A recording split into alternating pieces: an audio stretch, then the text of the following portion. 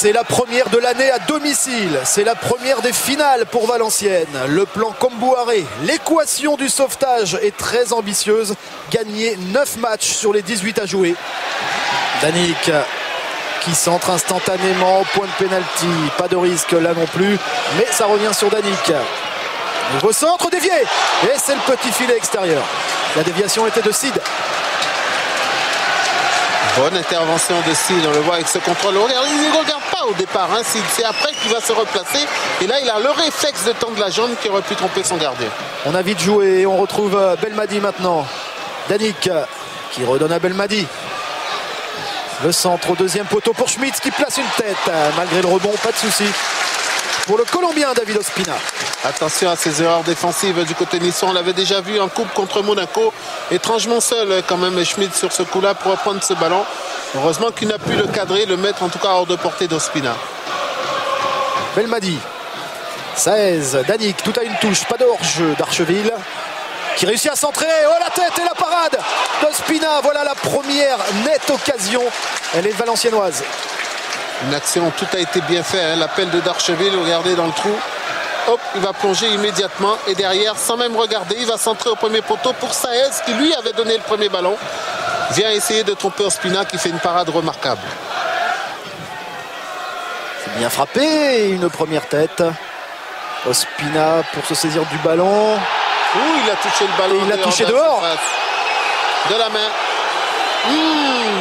À moins qu'on ait signalé une faute auparavant et une faute de Sanchez. Ça peut être ça aussi. La tête était celle d'Odel. La course. Il est dehors. Et est-ce qu'il y a faute, Luc, de Sanchez? Oui, parce qu'au départ, il met le bras pour empêcher Ospina de passer, mais j'ai l'impression que c'est les deux qui mettent le bras. Hein. Mais je pense qu'il a agi intelligemment, M. Ndjemi, en privilégiant la première faute de Sanchez. Comme ça pose pas de problème, parce que sur un coup comme ça peut valoir une expulsion pour Ospina. Cette première période s'achève sur ce fait de jeu qui n'aura aucune influence sur le score à mi-parcours. 0-0 sur un terrain à la limite du praticable parce que gelé. Ce match pour l'instant est congelé. L'entrée de Grégory Pujol à la place de Saez. Antoine Kombouaré joue le tout pour le tout avec 3 attaquants maintenant. Darcheville par-dessus pour Pujol, pas de hors-jeu. Pujol, premier ballon.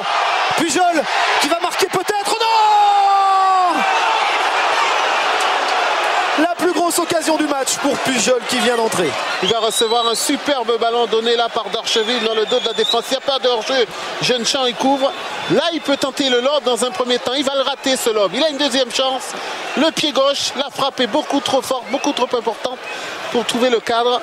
Pourtant, il a essayé de s'appliquer au maximum sur le premier et le deuxième ballon. On assiste à une deuxième période assez intéressante quand même, Philippe, compte tenu des conditions de jeu. Et Darcheville qui a subtilement laissé passer. Ça profite à Danick. Danick pour Darcheville. Et la frappe! Oh, le poteau! Une frappe monumentale de Jean-Claude Darcheville.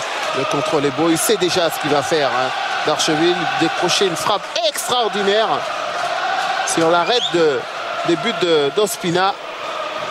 Magnifique. Qui en tremble encore. Le contrôle est beau. Et derrière l'enchaînement, on sait que c'est une de ses qualités. Hein, parce qu'il a du feu dans les cuisses, Jean-Claude Darcheville. Et le ballon, toujours en jeu.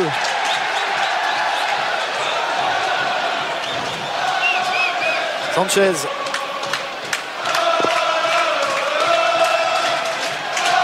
Darcheville. Darcheville qui centre au point de pénalty. Tout le monde est surpris. Mais tout le monde, sauf le nouvel entrant, Grégory Pujol, qui cette fois ouvre le score.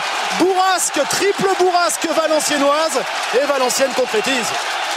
La rentrée de Pujol a fait énormément de bien à Darcheville. C'est lui qui va être le passeur pour Pujol. Il va se débarrasser dans un premier temps de Sablé pour délivrer un simple cordeau juste devant la défense et permettre à Pujol, le deuxième poteau, de venir concrétiser une superbe occasion et permettre surtout à Valenciennes d'enfin d'ouvrir le score. Les Énorme soulagement de Ningesser et de tout Valenciennes. Valenciennes qui gagne, c'était l'objectif. L'entrée de Pujol a débloqué son équipe. VA a supporté les bons coups de boutoir au bon moment.